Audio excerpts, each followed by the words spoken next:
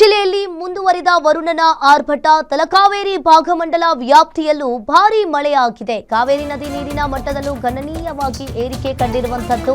ಇನ್ನು ಕೊಡಗು ಜಿಲ್ಲೆಯಲ್ಲಿ ವರುಣನ ಆರ್ಭಟ ಮುಂದುವರೆದಿದೆ. ತಲಕಾವೇರಿ ಭಾಗಮಂಡಲ ವ್ಯಾಪ್ತಿಯಲ್ಲೂ ಭಾರೀ ಮಳೆ ಆಗ್ತಾ ಇದೆ.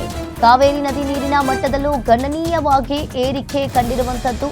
ಇನ್ನು ಭಾಗಮಂಡಲದ ತ್ರಿವೇಣಿ ಸಂಗಮ ಸಂಪೂರ್ಣವಾಗಿ ಭರ್ತಿಯಾಗಿದೆ.